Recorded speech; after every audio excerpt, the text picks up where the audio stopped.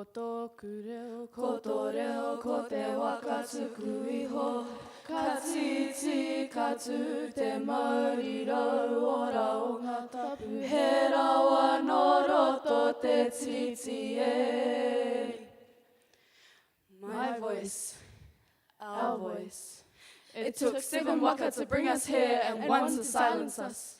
Our land was now their land and our words now their words. Stitched into our heads, etched into our tongues, carved into our teeth and injected into our blood. But of course back then people tried to rip it out. Trample on our mana as if we were dirt on the ground. We were treated like tyrants, unexercised rights, voiceless and violent. Kua whiua o mātou nei kupu ki te mura o te ahi. Our words have been thrown into the flames. I speak these words and express so clearly, but the fact that I am brown and the fact that I am proud may just be the reason you never will hear me.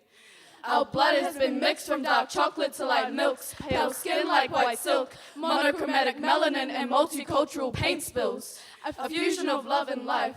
So why does it always lead back to rejection and strife? Whaia te manu mātauranga, pursue the bird of knowledge. How am I supposed to pursue knowledge when the very foundation of what we classify as education is the oppression of the native language of this nation?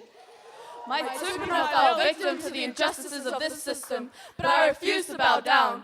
I refuse to remove my korowai and cover my mouth. I speak my reo to create the perfect melody to my identity. How dare you take away the instruments of my orchestra? Without our symphonies, you will never hear our true essence. That's what the bones of my dead ancestors said after you dug them up to build a second runway for an airport. But that's okay, because it was an act of justice, a flight to equality with no booked return.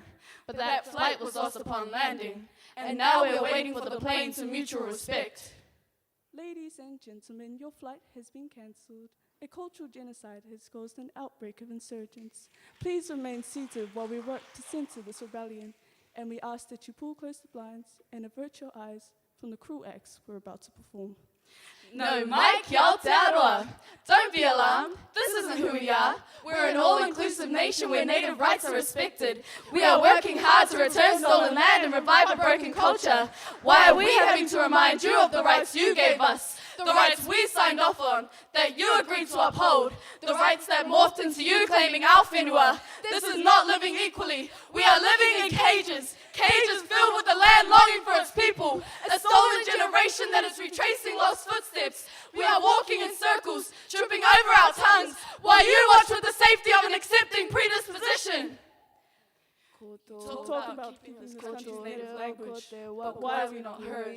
You talk about tikanga and kawa keeping us alive, but why are we not heard? You talk about giving our children opportunities, but why are we not